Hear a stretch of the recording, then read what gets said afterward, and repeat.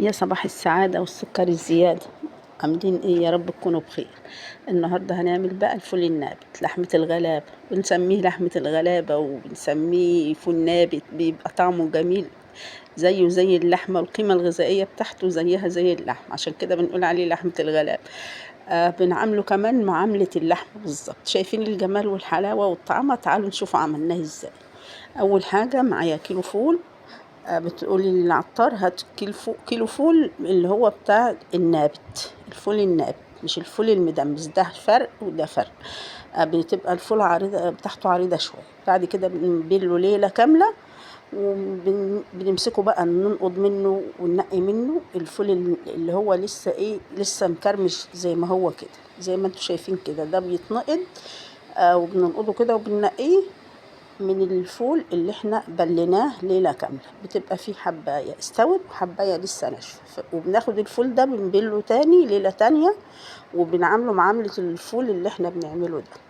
بعد كده بقى بنجيب كيس مخدة حلو كده او قماشة يعني تكون تقيلة شوية، وبنحطه فيها وبنلفه كده بالشكل ده وبنكمر عليه كده، وبندفيه. بعد كده كل يوم بمسك الكيس ببله في مية وارجع ارجعه الفه تاني زي ما هو.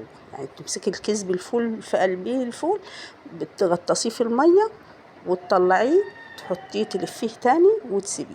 تمام تمام.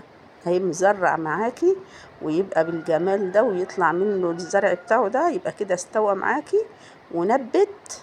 ده اسمه الفول النابت، عشان نبت الزرعة بتاعته كده وطلعت منه، عشان كده بنسميه الفول النابت. خلاص هنغسله بقى، ناخده نغسله تاني. وبعد كده بنحطه في مية من الحنفية، مش مية سخنة يا جماعة. لو حطيتيه في مية سخنة المية هتحمر منك. مية ساقعة من الحنفية، وننزل عليه بعصرة ليمون، ليمونة أو 2 حسب الكمية بتاعتك. أنا عصرت ليمونتين على كيلو الفول. تمام تمام. وهي المية باردة كده بالشكل ده.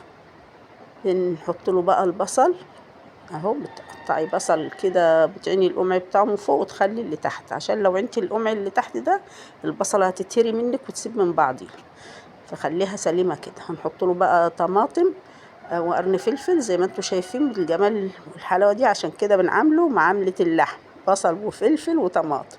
نحط عليه البصل والفلفل والطماطم، وما تحطيش قشرة الليمون لانها بتمرر لك المية. تمام. خدي مية الليمونة بس. وهنا بقى الفول بتاعي استوى، خد معايا ربع ساعة بالظبط على النار. بعد المية ما تغلي تعدي على ايدك ربع ساعة هيبقى